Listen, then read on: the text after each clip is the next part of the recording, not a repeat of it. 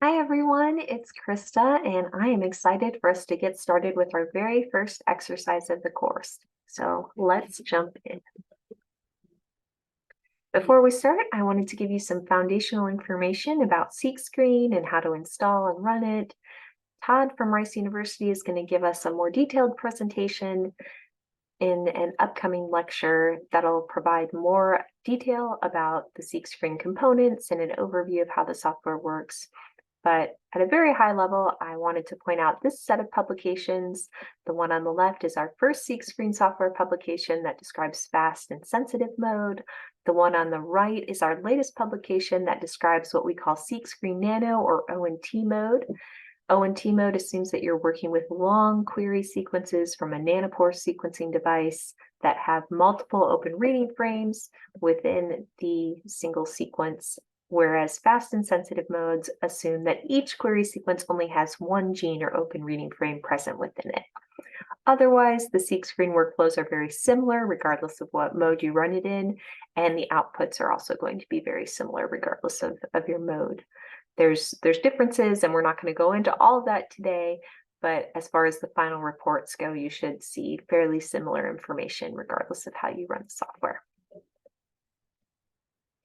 The second set of publications that I wanted to draw your attention to is all about sequences of concern. So this is a set of publications that was authored by Dr. Jean Godbold and our biocuration team, and it's going to describe how we are labeling and categorizing sequences of concern, why we're doing that, and how that might be relevant to both work in understanding microbial pathogenesis as well as policy considerations. So please check that out if you're interested in sequences of concern and some of the fundamental concepts behind what we're doing in the SeekScreen software.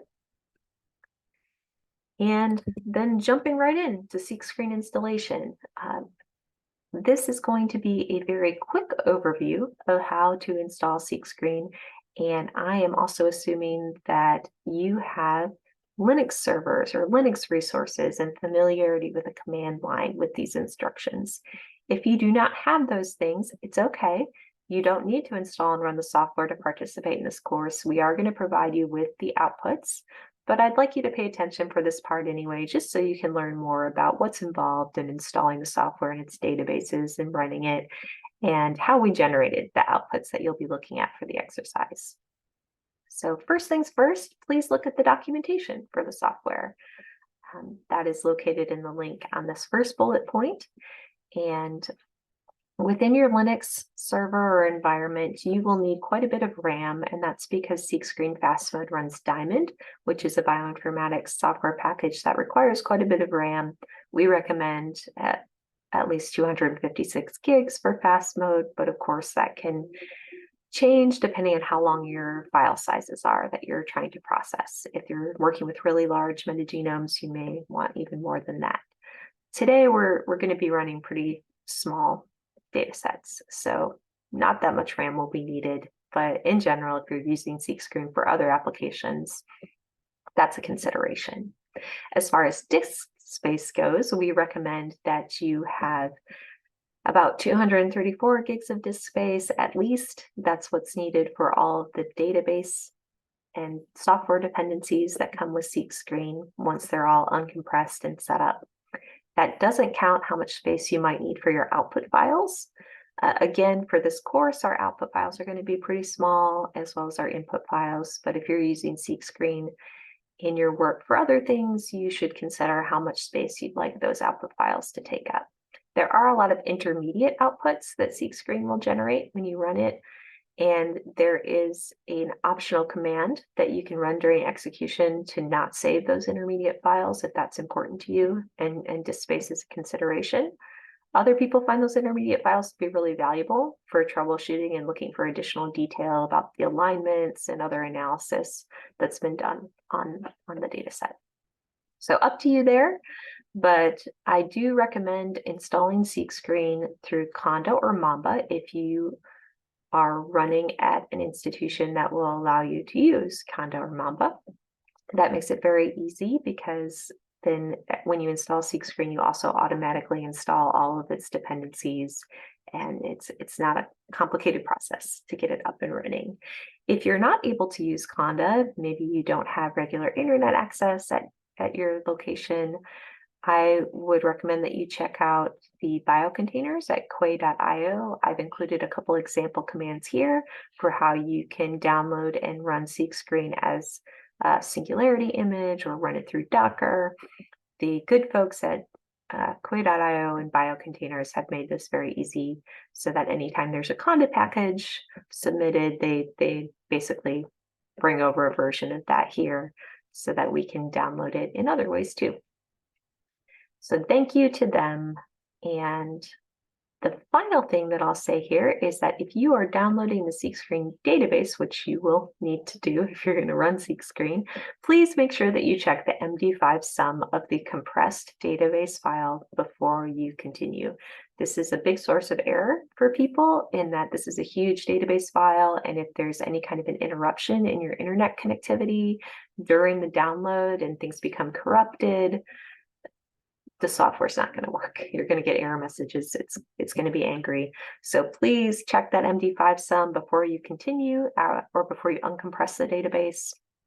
But as long as it matches and everything is as expected, then go ahead and uncompress it and keep all of the subdirectories exactly as they are after you've downloaded the database file. So don't rename things, don't move things.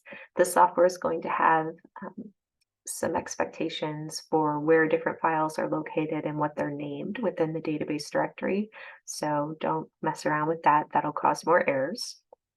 Other than that, it's pretty straightforward to install and run everything. So hopefully you won't have too much trouble getting it up and going. And thank you for giving that a try. We're always interested in feedback from users of our software. You can, of course, email us, reach out to us in whatever way you typically contact us, or preferably post issues on SeekScreen since it's a public repository. We welcome you to post issues on the GitLab, and those can be about bugs that you've found or about feature requests that you might have if there's something that you'd like the software to do that it doesn't currently do. All right, so within this exercise today, we are going to focus on TSV outputs. There are a couple different types of outputs that SeekScreen will give you in the report generation folder in the output directories. And I like the TSV files because they contain more information, so they have more columns of output than the HTML output does. However, the HTML has some positives. One is that it's easier to look at as a human. If you're not a computer, you will like the HTML output visually better than you like looking at this TSV file on the left. But an easy thing that you can do with TSV is you can copy and paste it into Excel or look at it in another way that's easier for you.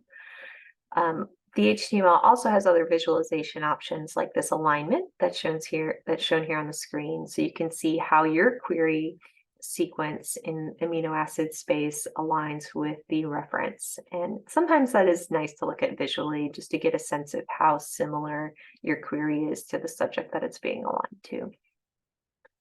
And that alignment visualization is not part of the TSV output. So extra things in the HTML, but by and large, I prefer the TSV files. Okay, I mentioned that the documentation for SeekScreen is available at the wiki address below, but just to emphasize that the GitLab repo where the SeekScreen code is saved is connected to the wiki. So if you go to the GitLab, there is a wiki associated with this repository, and that's where you'll find the SeekScreen documentation. This is an actively maintained piece of open source software, which means that people are often updating it, fixing things, adding new features. So it's an actively moving target of a piece of software, but we do try to keep documentation current for everyone. If you have a question or you notice something about the code that isn't clear from the existing documentation, feel free to reach out to us, post an issue, and we will get that resolved for you.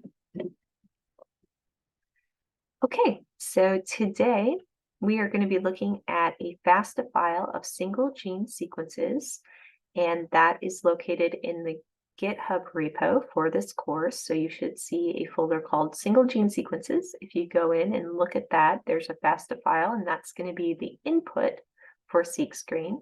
So if you're running SeqScreen, please go ahead and use that input file to run it. And the command that I use to run SeqScreen that you'll want to replicate is located in single gene sequences and then single gene seqs pre-computed results folder. It's that seqscreen command.txt. So if you copy and paste that, assuming you have internet access, I think part of that command did use an online flag, so an optional online flag. SeqScreen will natively assume that you do not have internet access, but if you do, there is an optional flag that you can run. So you may want to edit that within the command, depending on the infrastructure where you're running SeqScreen.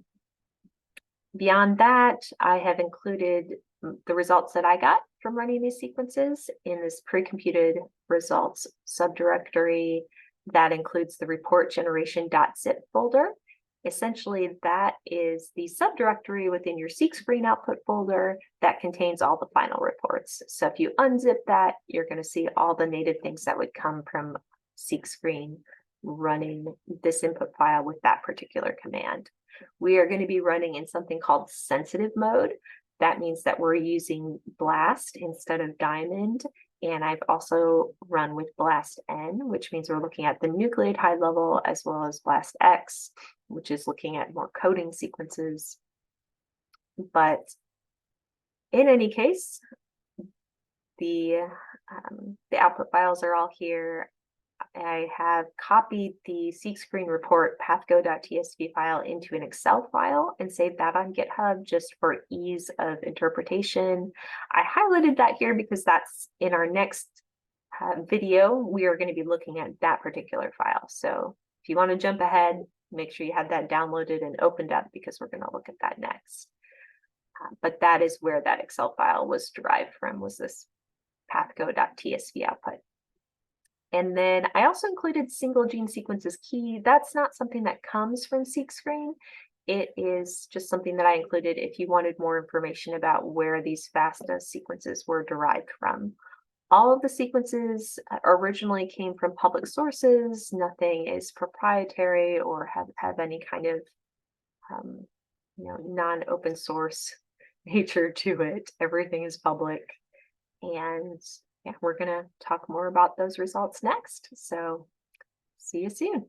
Bye.